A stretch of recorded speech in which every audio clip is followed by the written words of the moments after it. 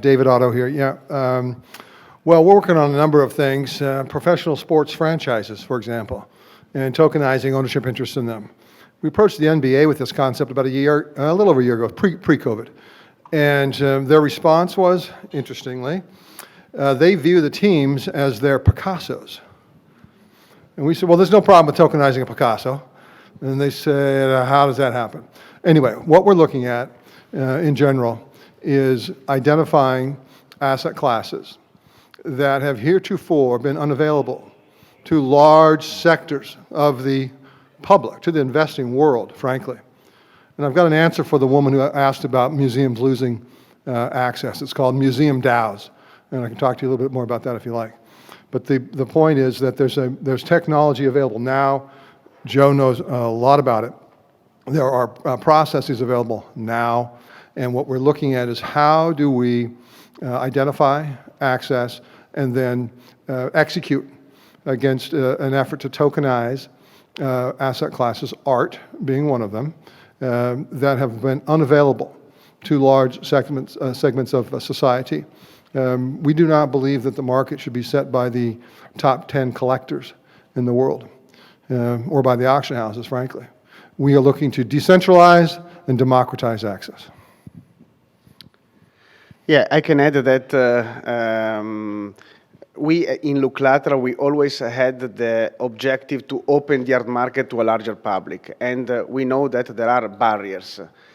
So one, and probably the most important, is the lack of transparency, and then there is also the lack of liquidity of this asset class. So blockchain is a perfect tool because it's able to bring transparency, to help to create trust. And this is for sure one important tool if we want to include more people. And then the second aspect of blockchain is the tokenization, because tokenization is extremely important to fractionalize an asset.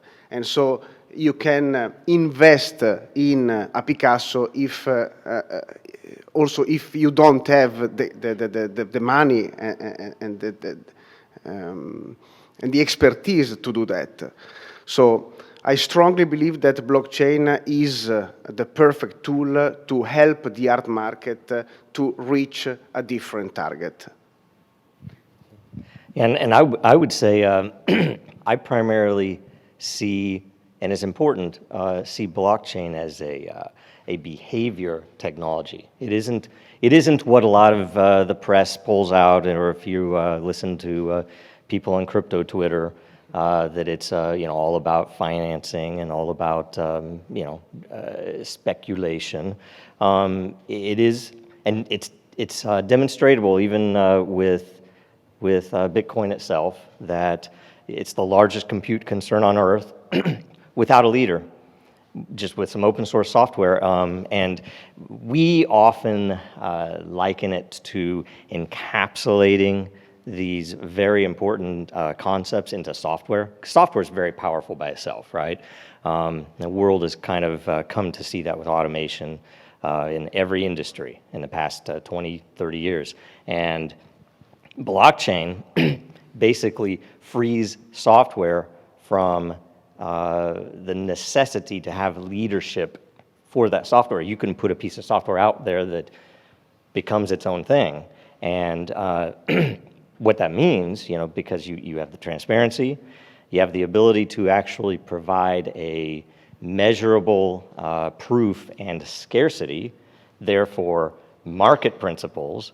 And if you look, and this would be something if you were interested in what you could look at for the effect it could have in the arts world, is what happened in 2017, 2018 in the pure blockchain world, where these were just tons of projects that came out, all wanting to do various things. Of course, just like startups, most of them fail. But the interesting thing about it is, in my opinion, it was the first time in much of human history that the entire Earth, anybody anywhere, you could be in the middle of nowhere, the son of a cab driver, and you could take part. You didn't have to be in this town. You didn't have to be golf buddies with, a certain, 30 or 40 people here in town to actually take part, and it exploded, right? And most of the financial markets saw it as a bubble, but it was pretty obviously just the fact that it was the first time that these people could actually take part. And if you plug that into art, it would be explosive, because who in the world wouldn't want a piece of half of these things that we've seen on the screen, right? I mean, of course. Accessibility is the consequence of the barriers that we spoke before.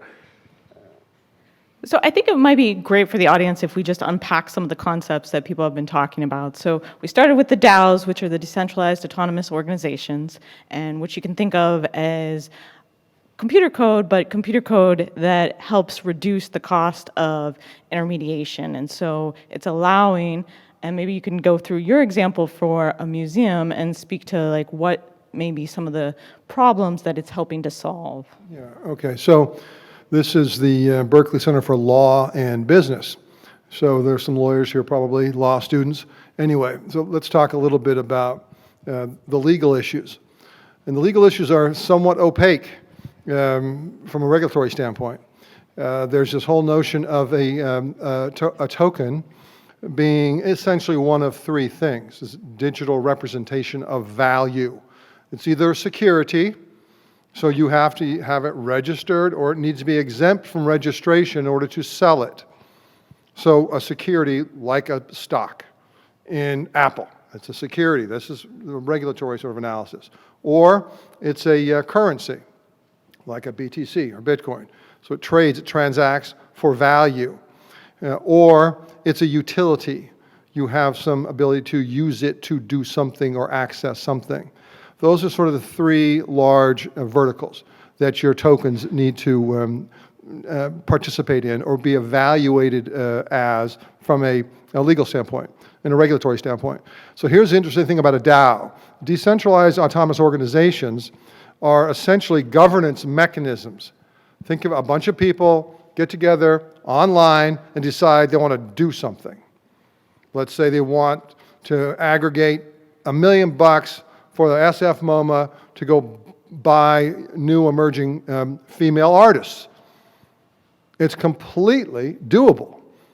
And it's a mechanism to enable the institutions, as we said earlier, that don't have the wherewithal, don't have the funds, but have expertise, have appreciation, have capability to access the market. And you can do that with resources and with expertise at early stage. So the female artists that were selling for 30 that went up to $500,000, if you have a museum DAO that's in at the early stage, guess what? Everyone who's participating in that DAO now participates in the upside of that asset, the sale of that asset. Or if you bought it at 500 and 5 years from now it's at 5 million, you're still participating in the asset class. The interesting thing, if you break it down sort of simplistically, at least I do, because I'm not the tech guy, Joe is, but from a legal standpoint, the internet brought us the ability to freely push around information immediately. The blockchain, sort of layer 1, layer 2, sits on top of the internet, brings us the ability to, in a transparent and cryptographically secure way, push around value. And that value gets represented in any number of things, and we're talking about value in art, or fractional representations of art.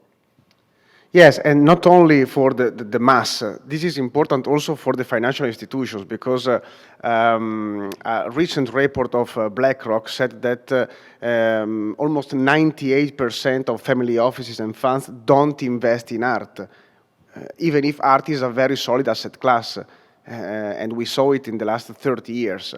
So I understand that it's not so easy, because you have to understand first which artist to buy, and then which artwork to buy, from who, and then where I have to store it, and then when I have to sell it, in which channel. So, of course, for a family office or for a financial institution, it's not something easy. But if the financial institution could invest in an index of Picasso that is related to, let's say, 1% of 100 different Picasso, that's totally different. And so that asset class become accessible also for financial institution. And we are speaking about tokenization, but our company is focused on finance as well, because we just received the first authorization in Switzerland to be a security token exchange in peer-to-peer, and we decided to exploit this legal, financial, and technology infrastructure, not only for art-related asset, but also for other type of asset and financial asset. So yes, totally agree with David. It will be a democratization, but it will be also an important tool for the financial sector. Right, and we've even spoken a lot about the fact that you'll help the museums that they can actually use this as a way to finance other things, and then you have wisdom of the crowd. I mean, the fact that if you spread that, you're going to get a lot more valuable signals, and you can even measure those signals. That the signals themselves can have a reputation. So if you find somebody who's out there that ends up being the oracle for which piece to buy or which pieces to buy, that it's a very powerful thing.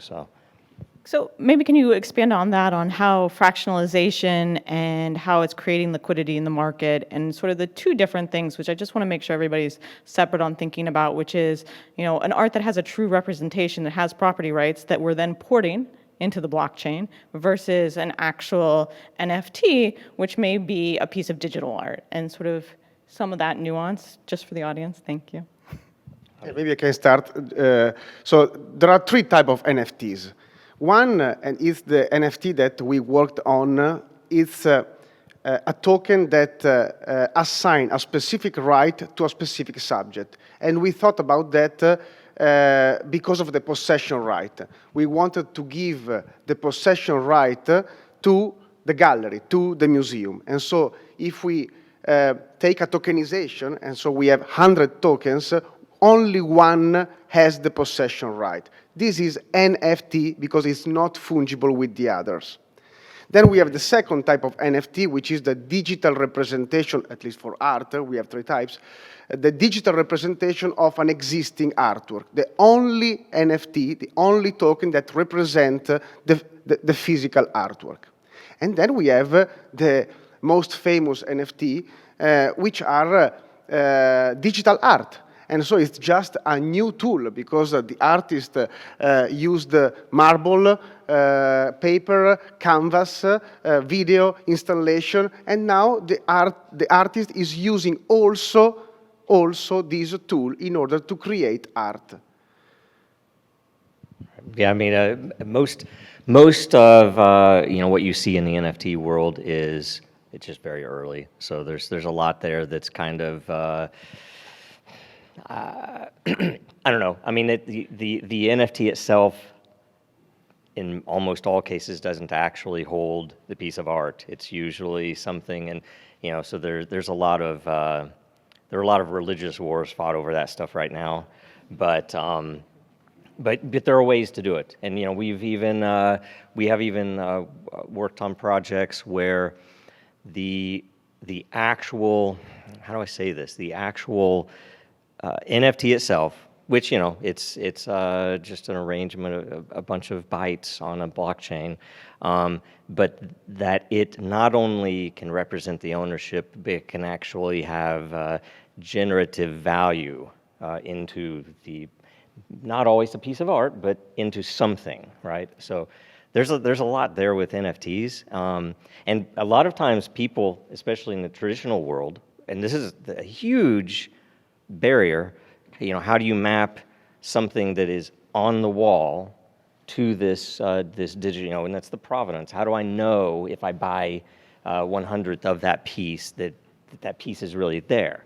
And we have ways to tie, again, using blockchain, to tie things that would improve, how do I say this, data quality, that if you have someone asserting, this is the original piece, I've analyzed this, it's not damaged, I've seen the insurance documents, whatever else that they would hold, the fact that those can all be on chain historically, and ideally if it's a new piece of art, whether it's physical or digital, that you would actually have the development of the piece of art. So that right now when the piece of art is not worth anything, it's an unknown artist, but in 10, 20 years, that provenance should, if you have a measurable proof value to the provenance, it will make the piece of art worth more because there will be less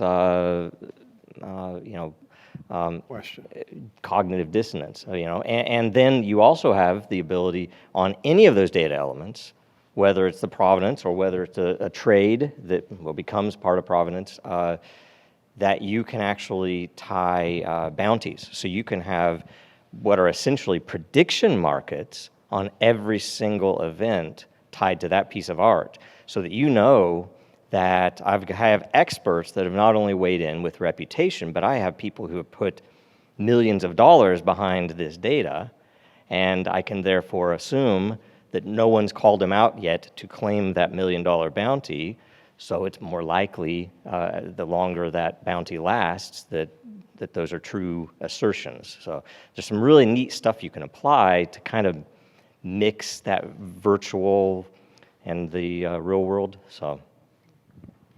Yeah, on the provenance side, blockchain, there's no comparison in terms of the ability to track it. But essentially, just so we're clear and everyone's tracking this, there's the physical piece of art that sits on the wall of a museum that gets fractionalized at some level, 10%, 20%. There's a value. Let's say it's worth 100 million. The museum wants to raise 10 million. You sell 10% of that. And you fractionalize that through the creation and issuance of tokens. That's the physical art in the digital world for purposes of creating value and realizing value and establishing access to that asset and that asset class. And then there's digital art. It's the stuff that most discussion around NFTs is all about right now. And those are very different mechanisms, and they're very different transaction types.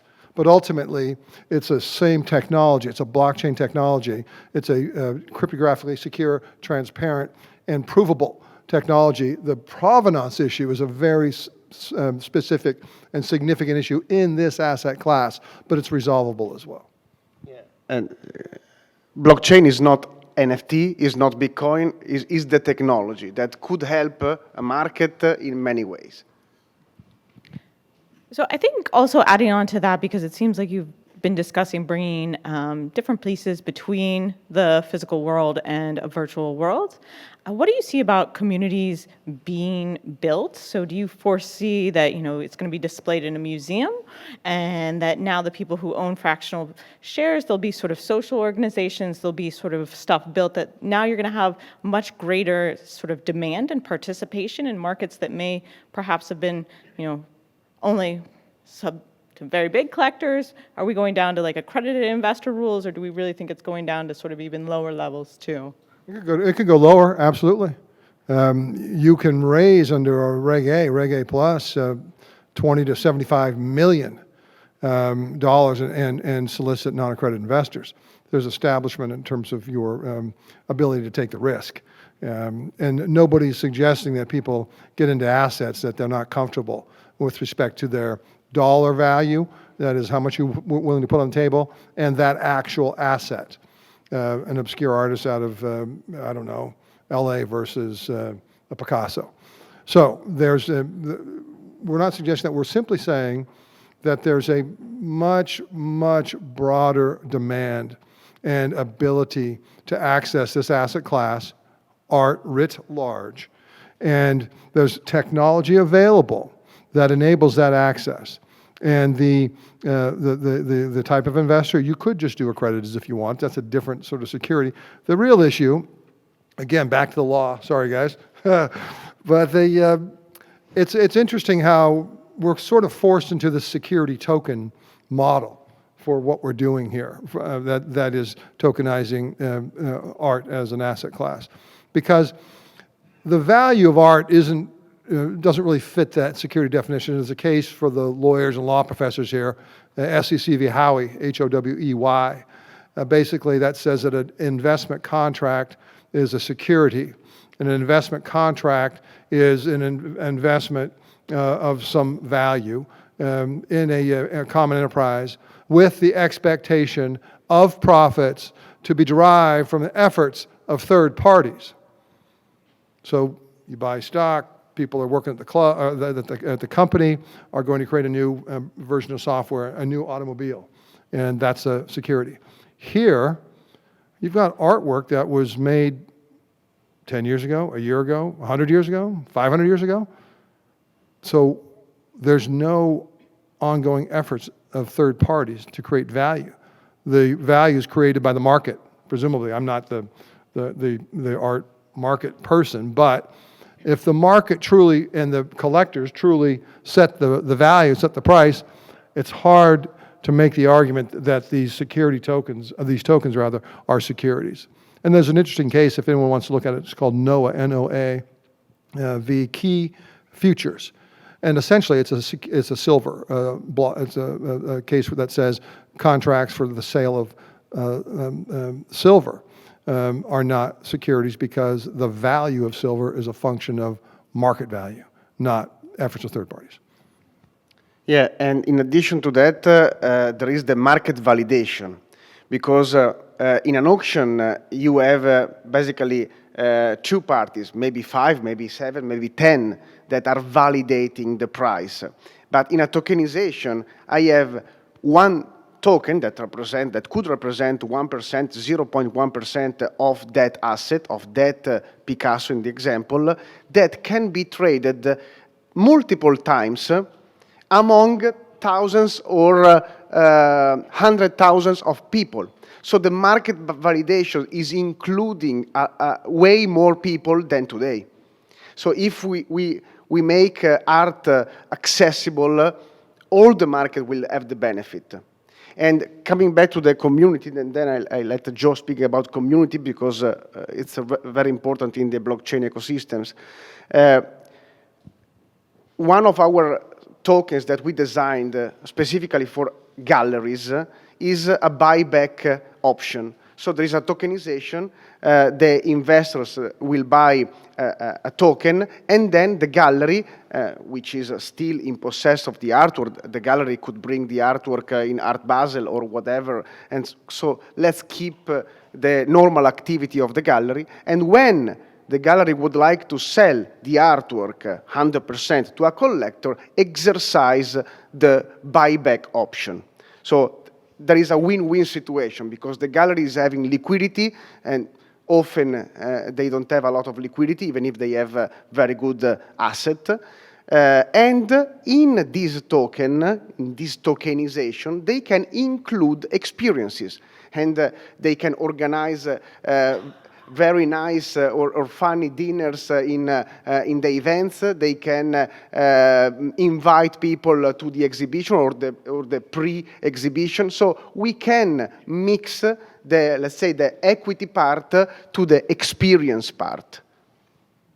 And the liquidity is huge because you can make you can get a price for what has been priceless otherwise because it's being traded. You don't have to wait for the one buyer that could afford to buy the Mona Lisa. They could put out some tokens, and of course, it's going to be worth more than they probably expect. And as for DAOs and community, I mean, it's important, and I could imagine people in the arts world, not the lawyers, but people in the arts world, it is good to consider it as a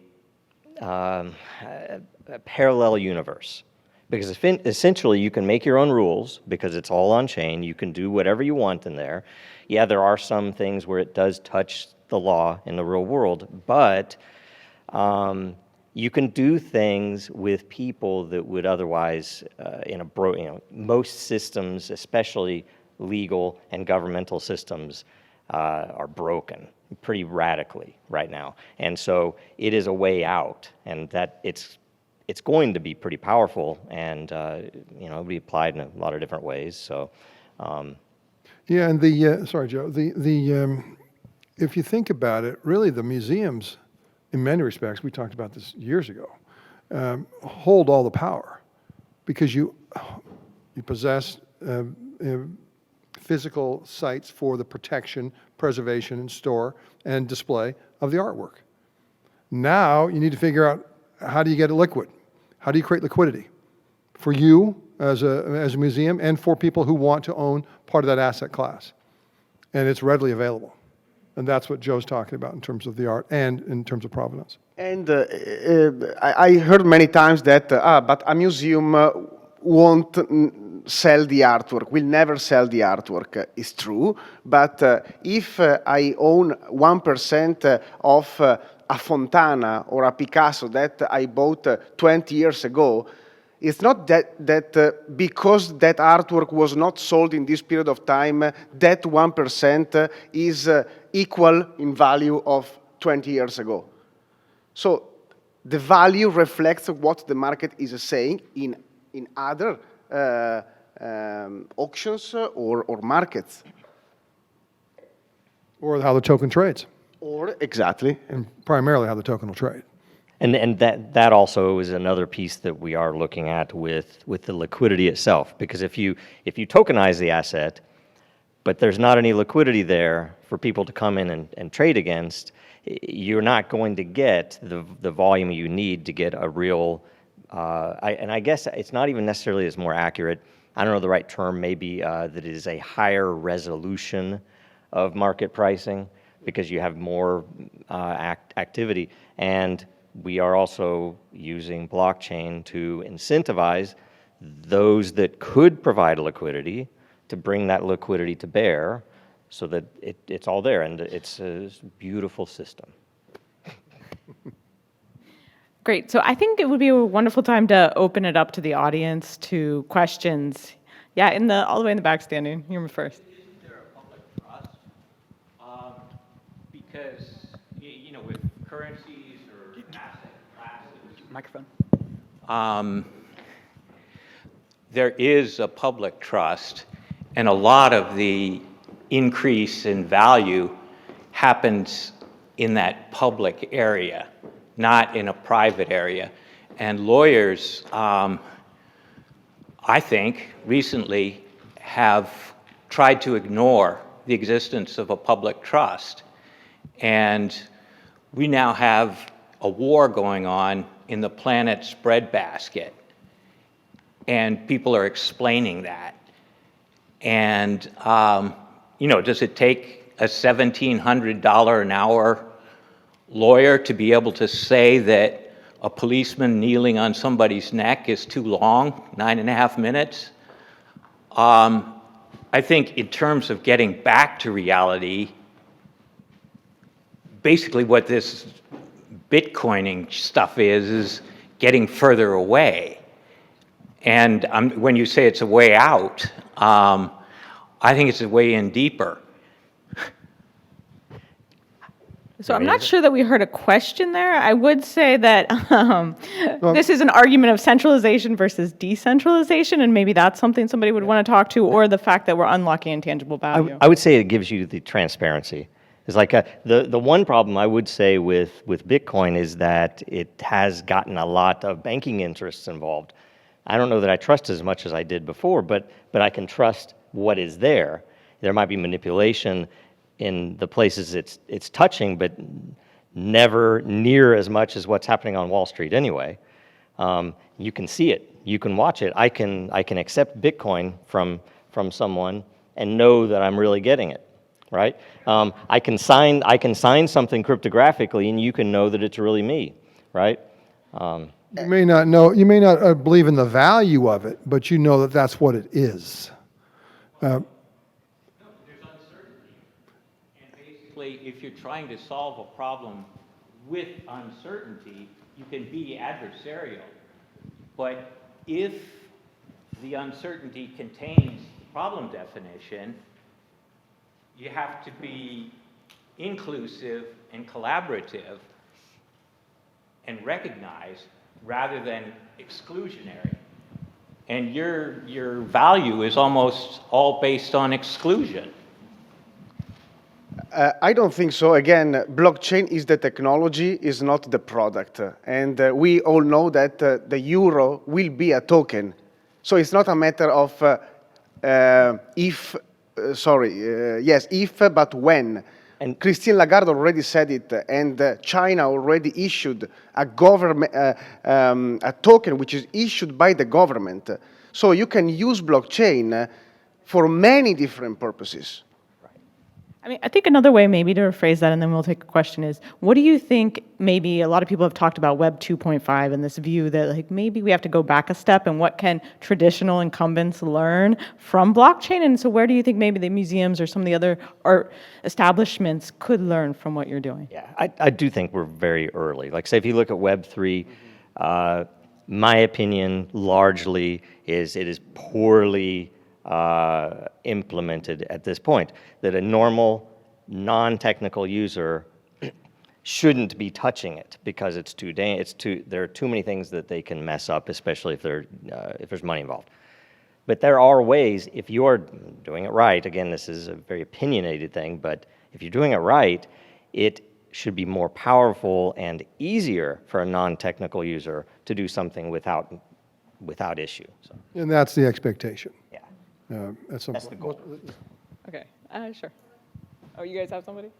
Okay.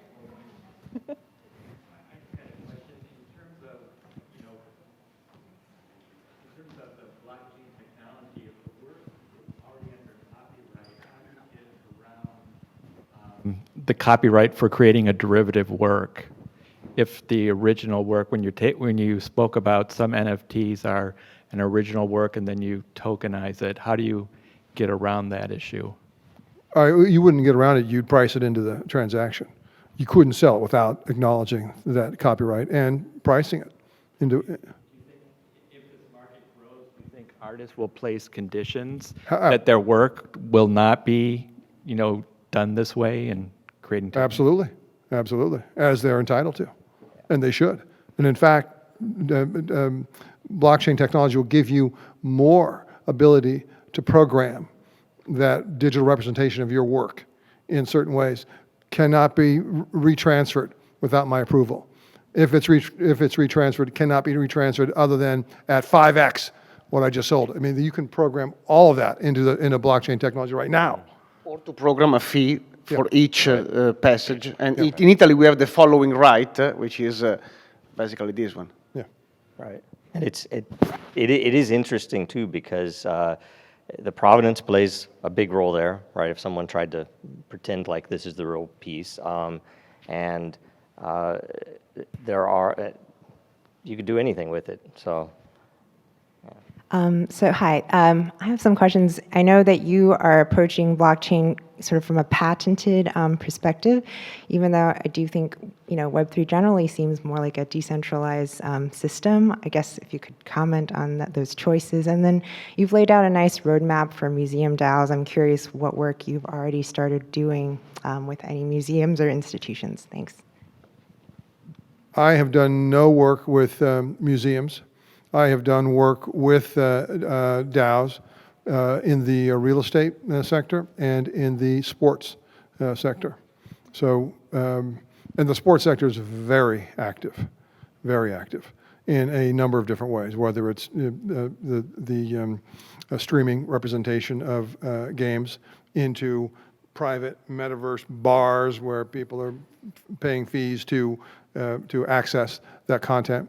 But with museums, the interesting thing here is it isn't what the museum, what the structure is for the museum and what the museum needs and how that would be set up isn't any different than sports or any different than real. It's a different asset. But the same principles, the technology, the fractionalization, the tokenization, distribution, and pricing, all those principles go into that asset class. And the issue is ultimately how are you developing visibility and awareness for participation in that asset class. And I think this might be a good follow-on point because sports was one of the originals, and as we know, there is studies that have looked at what has the pricing of traditional trading cards and assets that would already be out there when you bring something online and sell NFTs of Top Shots and different things like that, and it's suggesting that it's actually enhancing the market, and there's complementarities between the two. And so I do think it could be a win-win situation, and it shouldn't be thought of as a competitive situation. Yeah, we are going to tokenize the most famous horse in the world, for example, and so the people that will buy the token will have a percentage of the prize money of a certain period of time for all the competition, the tournaments that the horse will win. And regarding the feedback that we are having and the conversation for the art market, one of our partners is Lorenzo Rudolph, head of Art Basel for 10 years. And so we have a very close relation with gallery owners. And they are all expecting a solution like this one because we are not a tech company that is trying to apply a technology to the art market. We came from the art market understanding the problems and the balance, the mechanism inside the art market and taking care of them. Were you, when you said patent, did you mean literal, or did you mean? I just noticed that you have. Thank you. Your blockchain technology you mentioned is patented. So. I see. Yeah. So we were an open source project. We didn't have any big VCs behind us. We didn't have any guys with big pocketbooks behind us. It was a very interesting organic project. And given that we had, in my opinion, I'm a software architect, so everything is in that through that lens. But we'd solved interoperability. We had solved blockchain scalability, economic scalability for a blockchain, and a few other really important things. And that was our goal. That's what we started at Disney, right? So we built this starting in 2014, and we open sourced it in 2016. And we get this sometimes, and I come from the open source world way back. I still run Linux, right? I won't touch other OSs. We have patents because there are companies like Oracle and IBM and Microsoft out there. So we have patents to protect ourselves because I know if we didn't, they would have destroyed us already, right? So yeah, and so they're essentially there now. We do have a vision to potentially put those patents into a DAO and let the DAO go after guys that would normally have come after us, because a lot of them are infringing those patents, I do assume. So anyway, but yeah, we have a good patent portfolio for the size of our company and our project, but yeah. Hi, a question for Joe. I'm very curious how the sort of general ideas of provenance apply in the digital realm, let's say for a piece of digital art, and specifically in the weeds of the algorithm. What safeguards are embedded to ensure all the due diligence that would normally be done? And for example, what would be instilled or embedded to prevent an artist from going to 10 different token issuers and saying, here's my piece, here's my piece, here's my piece, and preventing fraud? So there are a lot of very interesting things. We have, and this is generic in blockchain, that if you don't have scalability, you tend to have really weak data, because instead of putting the source data on chain where it matters, they will tend to put an evaluation or a result bit of data on chain.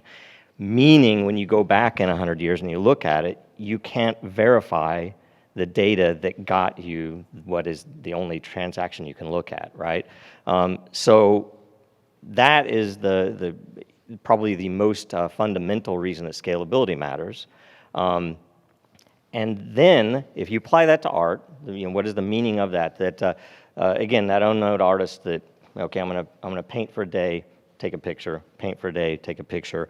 And you do this over months or whatever, and now it's on chain. That becomes actually worth something in the future. That is meaningful because anybody who would take that piece and do the typical thing. I'm going to copy it and I'm going to sell it. Doesn't have that backing data, right? Now, that said, time is probably the most important part of that, because without going into a huge amount of technical detail, the real fundamental feature of a blockchain is time. The fact that depending upon the type of blockchain, that you can actually measure the likelihood that data that you are shown is, number one, the same data that was there originally, and this is the thing that Bitcoin did for the first time in human history, is to be able to pinpoint that between a little window of time, right? In the past, that I could hold up a newspaper that man lands on the moon today, and you could know, okay, he's holding this up after that happened, but we don't know how far after. You can't put an end time on that window, and blockchain lets you do that, which is super interesting for truth, because that means an event actually happened within that period of time, whether it's minutes or seconds in the past. And with that, you have some fundamental organic truth that you can look at for provenance. But then if you also apply a prediction market to any of those points, and it could be a prediction market in actual dollar value, that somebody says, I'm going to say this is an original piece, I'm going to put $100,000 onto it at risk, that if someone can prove it's not an original piece, they will get that $100,000. So the longer that $100,000 sits there, the more likely it is true. At least it can be looked at that way. It's not absolutely, but, and then the other side of it is that it could just be a reputation. It could be something that I'm staking my reputation on this, which in my line of work would matter for when I'm actually selling something to customers. So I'm going to make sure that I put the effort into making sure that this stuff's accurate, and all of those things can over time be evaluated. That someone's reputation 5 years ago might have been really good, but in time it lessens because we realize that some of these things they said were bunk, and people just believed it. And then the possibility to track all the documents about an artwork. When we do a tokenization, we do a due diligence on the owner, so on the gallery or the important private collector. And then there is a due diligence on the artwork, so certificate of authentication, condition report, an analysis by a curator or an art advisor. Everything will go on chain, and the possibility to track all this information, where they are coming from and when. Snapshot, like every 5 minutes you see a picture, it's still there, right? It's that type of thing. Okay, one last question, and then I think we have to call it in. Thank you. This question's for David. You seem pretty confident that NFTs, at least in the art space, won't be a security. So I'm a GC of a NFT marketplace, and things that keep me up at night is the Ripple case. Oh, yeah. And whether or not, with the SEC's statement 2 weeks ago that they're expanding their crypto group by 20-fold and specifically identifying NFTs, what of collections like Bored Apes, where the value is derived from Yuga Brands, a third party that is creating events, creating extra value for these art pieces? It's not the art itself, and the owner isn't doing anything to increase the value of the art. So I'm curious how you think about that or can reconcile your prior statements with that. So the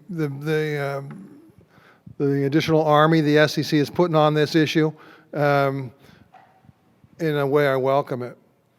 I think we need a lot more clarity. And whether it's going to be 20 more lawyers at $1,700 an hour or 50, hopefully there's some more sensibility that comes with the evaluation, because it's taking a 1940. The principal law here, ladies and gentlemen, is a 1946 case around citrus groves.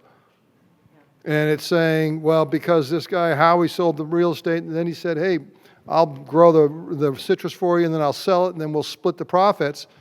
That's an investment contract. That's a security. Okay. Now we're talking about something entirely different. I think the SEC's making the mistake, and if there's anyone from the SEC here, no problem. I've had this conversation with you already.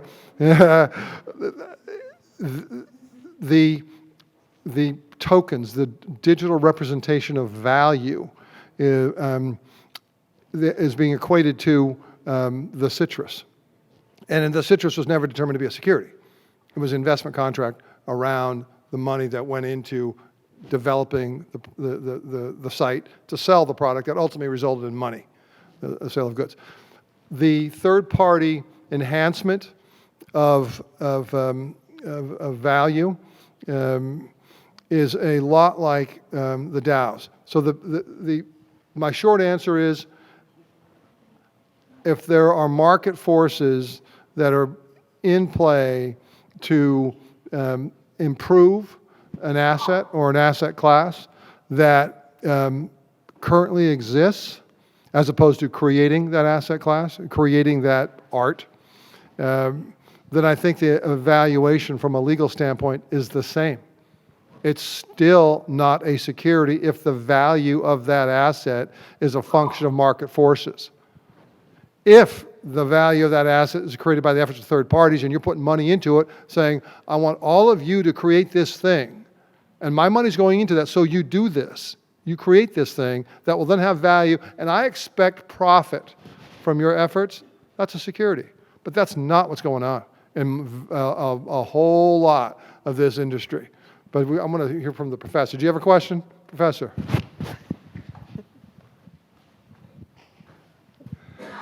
What would you say is the single most significant distinction of this democratization side of the discussion from sale of multiples, prints, graphics, and so on? The single most important distinction relative to The tokenizing? old-fashioned situation of having multiples. I would say even in your discussion up here, I was going to mention it earlier that the question of the artist getting the future rewards, that with a DAO and with blockchain, you don't have to go to the state or to the federal or to all of the nations on earth to try to get that passed. You can just do it and let people buy it, and you don't have to worry about where the funds come from because the person knows that. And I actually think it's a legitimate value that if I was a collector, if I was a multimillionaire, and I would actually enjoy seeing a percentage of that money going to the original artist. It'd be beautiful, right? I wasn't questioning that. I was only asking from the standpoint of democratization of the art market in terms of allowing more people to buy. We had the old-fashioned version of multiple. I understand, but it's a different approach. We, in Lateral, as a fintech company, we are approaching art as an asset class and not for the collectors. We are also helping collectors in different ways, but it's not the purpose of the tokenization that we are looking at.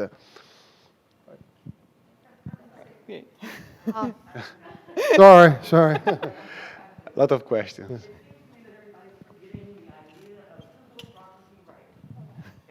Where are my property rights if I do? Thank you. Where are my property rights if I join one of these DAOs? So if I am going to buy stock in a company, then I know that I get to vote on the decisions that are made within that company. Right. I get to choose who's leading the company. If I'm going to join a DAO and invest in a print, or in a Same rights and even more. well, I don't have the ability to determine whether or not it's sold, or whether or not it hangs in X place, or who has physical possession of it. You do I have don't- governance rights. Oh, Yeah, you vote on that. You You have governance So rights. that's the DAO. The DAOs, yes, Okay. and they have flexible And structures. so those are structured under what, I understand the. So there's like, Wyoming has DAO laws, the Marshall Islands has DAO laws. But we don't. And more importantly, the DAO laws are math. You can actually, I would trust math over any politician on earth, right? I trust a lot of things over any politician on earth. So it's like if you have that, you don't have to worry if some politician has some lobbyist that wants to change the rules and pull the rug out from under you. You You can make decisions, and you can take risks on your own, and it's all right there, you know. No. One thing is the tokenization in a DAO. One other is the tokenization of a gallery that just need liquidity for a certain period of time. And in that case, it's not a DAO, and you don't have possibility to vote. Okay. How does blockchain handle relativity? Because, you know, mass, energy, and, you know, speed of light. Okay, so you have these things passing at relativistic speeds, and art is relative. And so how do you deal with mass transforming itself into energy in? Well, blockchain lets you measure the energy. That's what maybe that would be interesting to you. That's at least one of my the most important things that we've discovered is that you can actually take that event and put a measure on it, whether it's an energy No, dollar but if value. it All right, I think we've had a lot of great discussions so far, and I really appreciate all the enthusiasm and questions. Yeah. Thank you, everyone. Thank you.